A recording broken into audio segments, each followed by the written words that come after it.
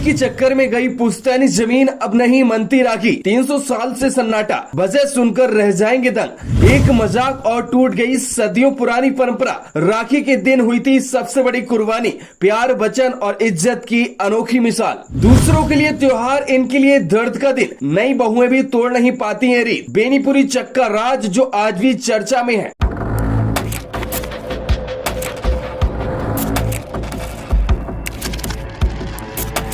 रक्षाबंधन एक ऐसा त्योहार जिसे भाई बहन का अटूट बंधन माना जाता है। पूरे देश में इस दिन धागों में मोहब्बत, दुआएं और तिलक की खुशबू घुली होती है। लेकिन यूपी के संबल जिले के एक यादव परिवार के लिए ये दिन खुशी नहीं बल्कि एक दर्द याद लेकर आता है।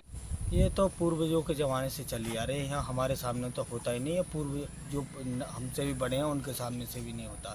साहब ये तो बहुत पुरानी परंपरा बताते हैं हमारे पूर्वज।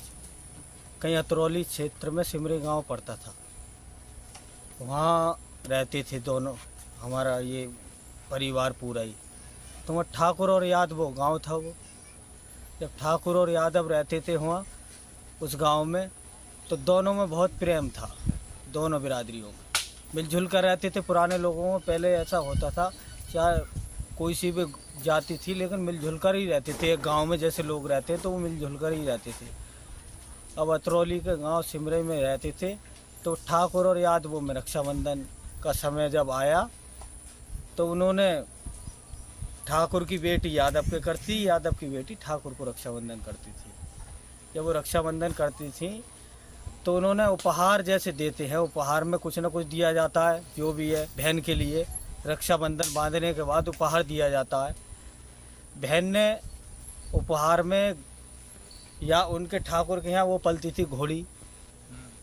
जब घोड़ी पलती थी तो बहन ने, यादव की बेटी ने ठाकुर जी से उनकी घोड़ी मांग ली। जब घोड़ी मांग ली उपहार में, फिर आती है उनकी बेटी बांधने यादवों के रक्षाबंधन करने, ठाकुर समाज की। फिर उन्होंने यादवों की संपत्ति मांग ली, जिम्मेदारी पूरी। जब जिम्मेदारी मांग ली तो वहाँ के ठाकुर बिरादरी के लोगों ने कहा नहीं, तो हमारे वो जिसने ये मांगी थी संपत्ति, उसने बहुत कहा अरे कि रुको रुको, ऐसा नहीं है। तो यादवों ने ये कहा हमारे बिरादरी में मजाक की परंपरा नहीं है, जो बहन को दे दिया सो दे दिया। उस दिन से हम चले आए वहाँ से, अतरौली क्षेत्र के सिमरे गांव से यहाँ आकर बस गए बेनीपुर गांव में। जब से ये रक्षाबंधन नहीं मनाते हैं, ये परंपरा बंद है जब से, पहले से नहीं कोई नहीं मनाता पूरे गांव में नहीं होता। यहाँ पीढ़ियों से राखी का नाम तक नहीं लिया जाता। वजह एक ऐसी घटना जिसमें मजाक, वचन और इज्जत सब कुछ दांव पर लग गया। कहानी की जड़ें हैं अलीगढ़ के जिले अतरौली तहसील के गांव सिमरई में। उस वक्त ठाकुर और यादव परिवारों के रिश्ते पूरे इलाकों में मिसाल माने जाते थे। रक्षाबंधन पर ठाकुर परिवार की बेटियां यादव भाइयों की कलाई पर राखी बांधती थी और यादव परिवार की बेटियां ठाकुर भाइयों को अपना राखी भाई मनाती थी। सब कुछ ठीक चल रहा था, लेकिन एक राखी के दिन हुई नोकझोंक ने सदियों पुरानी परंपरा को हमेशा के लिए खत्म कर दिया। किंवदंती के मुताबिक उस दिन यादव परिवार की एक लड़की ने अपने ठाकुर राखी भाई से मजाक में कह दिया, भैया मुझे इस बार घोड़ी चाहिए। ठाकुर परिवार ने भी हंसते हुए कह दिया, तो बदले में हमें तुम्हारी पुश्तैनी जमीनें दे दो। लेकिन उस वक्त वचन और रिश्ते का मतलब सिर्फ शब्द नहीं, इज्जत होता था। वचन निभाने के लिए यादव परिवार ने अपनी जमीन सचमुच में ठाकुरों को सौंप दी और गांव छोड़कर संबल के पास बेनीपुरी चक में आकर बस गए। वो दिन और आज का दिन इस परिवार में राखी का त्योहार नहीं मनाया जाता।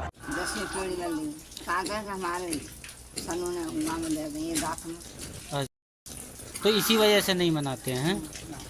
आपकी उम्र कितनी होगी?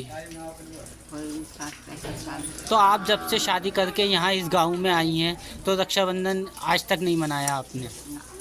अच्छा, तो दिल तो चाहता होगा पहले। तो जब बनती ना तो फिर बनाऊंगा। नई पीढ़ी की बहुएं भी इस दिन चुपचाप रहती हैं ताकि परंपरा न टूटे। स्थानीय निवासी जवर सिंह रामोतार और शांति देवी कहते हैं, दूसरों के लिए राखी खुशी का दिन होता है, लेकिन हमारे लिए ये वो दिन है जब हमने अपनी जमींदारी खोई। इसलिए हमारे घर में आज भी इस पर्व का नाम लेना तक मना है। गाँव में मनाया जाता है, हमारे गाँव में नहीं मनाया जाता। अच्छा, क्या वजह है जो रक्षाबंधन नहीं मनाते? वजह यही है कि हम सिमरई गांव के रहने वाले थे पहले, बुजुर्ग न मालूम कितने दिन पहले, ये तो पता नहीं। तो वहाँ से जब रक्षाबंधन आया, यादव का ठाकुरों का गांव था, तो यादव साहब ने अपनी लड़की भेज दी कि बेटा उनकी घोड़ी मांग लेना। घोड़ी बहुत उनके प्यार की थी, मगर उन्होंने दी तो सही, मगर मतलब यह था कि दिल दुखा के दी। अब आता है दूसरा त्यौहार, दूसरा साल, ठाकुर साहब ने अपनी लड़की भेज दी कि बेटी उनकी सारी जिम्मेदारी मांग लेना, संपत्ति मांग लेना पूरी। तो साहब जब वचन भरवा लिए तो संपत्ति पूरी दे दी यादव ने, और जब संपत्ति दे दी तो फिर वहाँ कुछ रहा नहीं, फिर यहाँ से वहाँ से उखड़ के चले आए। वहाँ से यहाँ आ गए बेनीपुर चक में।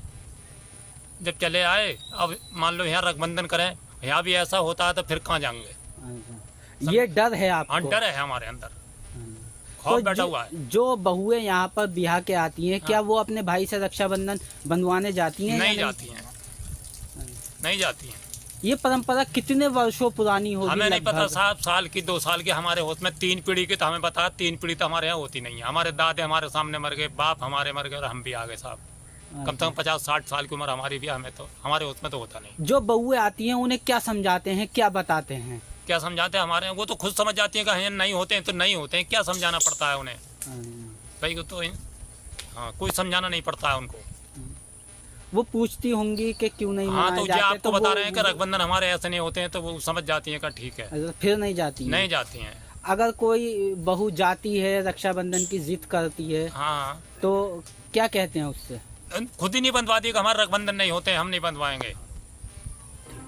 बेनीपुरी चक का ये यादव परिवार भले ही राखी का धागा ना बांधता हो, लेकिन इस कहानी का धागा आज भी पूरे इलाके में चर्चा का विषय है। एक ऐसी मिसाल जिसमें वचन निभाने के लिए लोग अपनी सबसे कीमती चीज भी कुर्बान कर देते हैं।